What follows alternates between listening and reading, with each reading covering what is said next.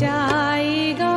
सब सौंप दो प्यारे प्रभु को, सब सरल हो जाएगा।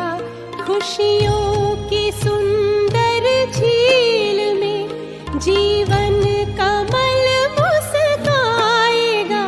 सब सौंप दो प्यारे प्रभु को।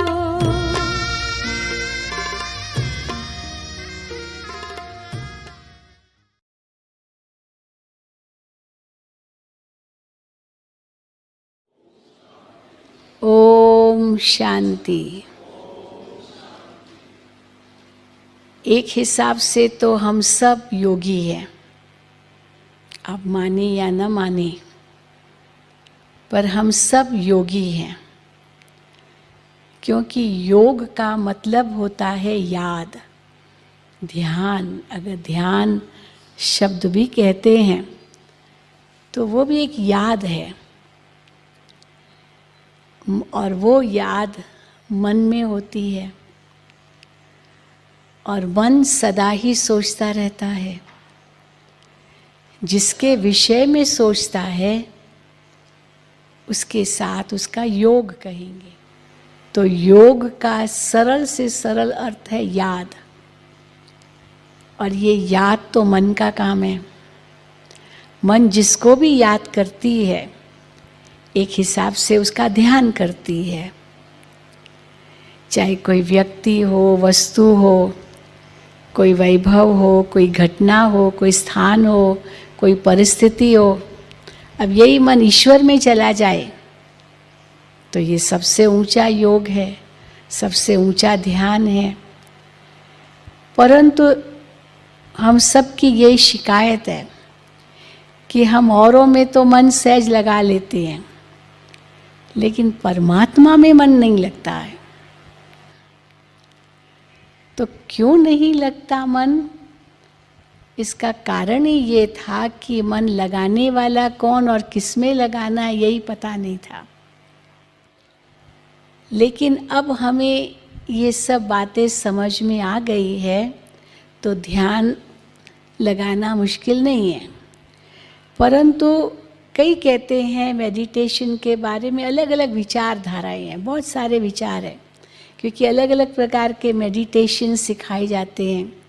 कोई समझते हैं कि मेडिटेशन करना माना एकदम मन को ब्लैंक बना देना, शून्य, थॉटलेस स्टेज, कुछ भी नहीं सोचना, ये मेडिटेशन समझते हैं। या कहेंगे चित्त वृत्ति निरोध, चित्त की जितनी भी वृत्तियां हैं, जितने भी भाव है मन में आते हैं, उन सबको सप्रेस करना, दबाना, ब्लैंक बनना, अर्थात मन एकदम खाली हो जाए। परंतु वास्तव में अगर देखा जाए मन कभी खाली होगा ही नहीं। क्यों? क्योंकि मन का तो काम ही सोचना है, आप उसको खाली कैसे करेंगे?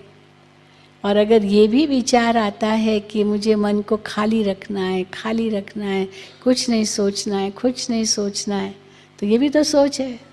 ये भी तो सोच है कि मन में कुछ नहीं सोचना है। और अगर हम मन को छूट दे दें कि जो चाहो सो सोचो, जैसे छोटा बच्चा है, बहुत चंचल है, उसको बांध के तो रख नहीं सकते और छूट दे दो, अच्छा बच्चे जो चाहे सो सोचो, जो चाहे सो करो, तो वो तो नाक में दम कर देगा। इसलिए मन भी एक चंचल बच्चे की तरह है, उसे बांध भी नहीं सकते हैं, उसे छोड़ भी नहीं सकते हैं कि जो चाहे सो सोचे या बिल्कुल कुछ न सोचे।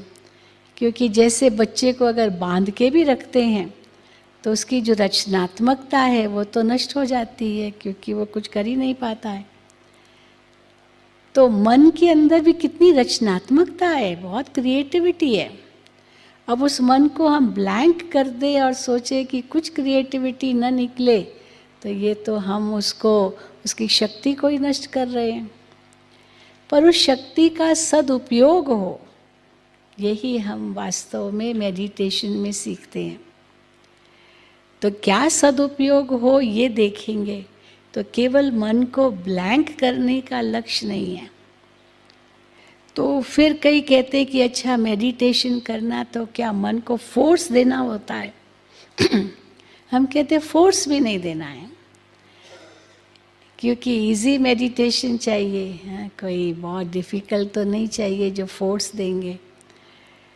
इतना सहज है जिस प्रकार एक बच्चा अपने माता पिता को याद करता है। कैसे याद करता है? हाँ, मम्मी मम्मी मम्मी, पापा पापा पापा करता ही रहता है छोटा बच्चा ना। तो मम्मी पापा तो भूल नहीं सकता, तो आत्मा का भी सब संबंध परमात्मा के साथ है।